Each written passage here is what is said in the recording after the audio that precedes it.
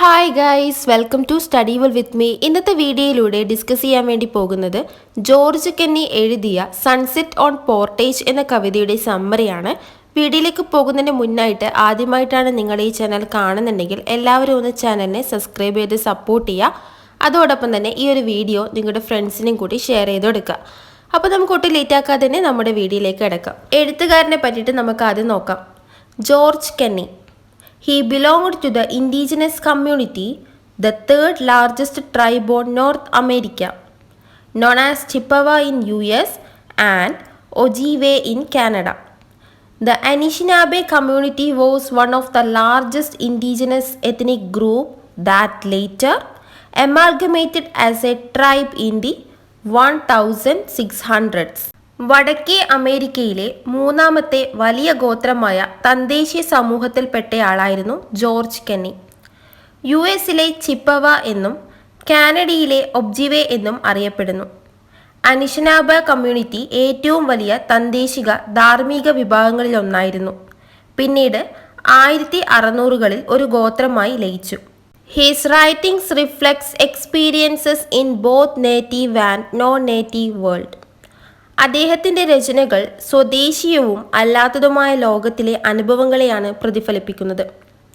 Indians don't cry is a landmark in the history of indigenous literature that reflects the cultural survival of aboriginal people. ആദിവാസികളുടെ സാംസ്കാരിക അതിജീവനത്തെ പ്രതിഫലിപ്പിക്കുന്ന തദ്ദേശീയ സാഹിത്യ ചരിത്രത്തിലെ നാഴികക്കല്ലാണ് Indians don't cry. കവിതയുടെ ടൈറ്റിലടക്കം 10 വരികളാണ് ഈ ഒരു കവിതയിലുള്ളത്. വളരെ ഷോർട്ടായിട്ടുള്ള ഒരു കവിതയാണ്. നമുക്കാദ്യം കവിത വായിക്കാം. Sunset on Portage from the bus depot. The Winnipeg sun dies lastly on the blue logo of the Bank of Montreal. Fluorescent and neon lights man's creation. Supplants God's technology. ഇവിടെ നമുക്ക് കവി ഒരു സന്ധ്യയെ വിവരിക്കാൻ പോകുന്നതായി വായനക്കാരന് തോന്നിയേക്കാം. പക്ഷേ പ്രകൃതിയുടെ ശക്തികളിൽ ആധിപത്യം സ്ഥാപിക്കാനുള്ള മനുഷ്യൻ്റെ പരീക്ഷണത്തിൻ്റെ ഗുരുതരമായ യാഥാർത്ഥ്യമാണ് കവി ഇവിടെ അവതരിപ്പിക്കുന്നതെന്ന് വരുന്ന വരികളിൽ വായനക്കാരന് മനസ്സിലാകും. ആധുനികത, സുസ്ഥിരമല്ലാത്ത വികസനം, മനുഷ്യൻ്റെ അന്യവൽക്കരണം എന്നിവ കാരണം അശ്രദ്ധവും നിർദ്ദയവുമായ പാരിസ്ഥിതിക മാറ്റങ്ങളെ ഒജീവെ കമ്മ്യൂണിറ്റി എങ്ങനെ വീക്ഷിക്കുന്നു എന്ന് ചിത്രീകരിക്കുന്ന ഒരു സ്വദേശിയുടെ വീക്ഷണകോണിൽ നിന്നാണ് കവിത അവതരിപ്പിക്കുന്നത്. കാനഡയിലെ മാനിറ്റോബയുടെ തലസ്ഥാന നഗരമായ വിന്നിപ്പെഗിലാണ് സംഭവം. മുന്നേ പറഞ്ഞതുപോലെ കവിതയുടെ തുടക്കത്തിൽ സന്ധ്യയെ വിവരിക്കാൻ പോകുന്നത് പോലെ തോന്നുമെങ്കിലും അങ്ങനെയല്ല. പ്രകൃതിയുടെ പ്രാകൃതമായ ജീവിതവുമായി സാങ്കേതികമായി നയിക്കുന്ന മനുഷ്യ ജീവിതവുമായി താരതമ്യപ്പെടുത്തി ഇത് വിശകലനം ചെയ്യാം. ഫ്ലൂറസെന്റ്, നിയോൺ ലൈറ്റുകൾ എന്നിവ സൂചിപ്പിക്കുന്നത് മനുഷ്യൻ്റെ പ്രൈഡിനെയാണ്.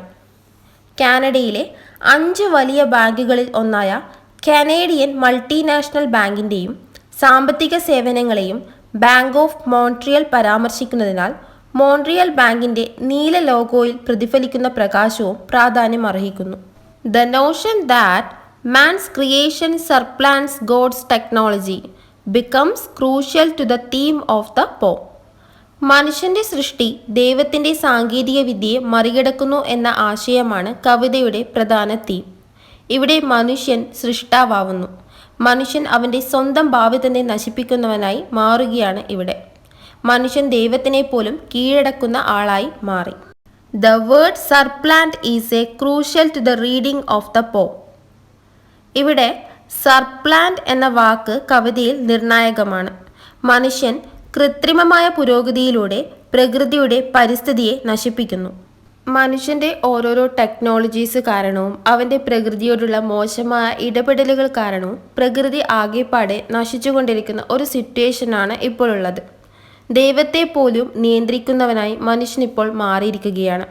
ദൈവത്തിന് മുകളിലാണ് അവൻ്റെ സ്ഥാനമെന്നാണ് മനുഷ്യനിപ്പോൾ ചിന്തിക്കുന്നത്.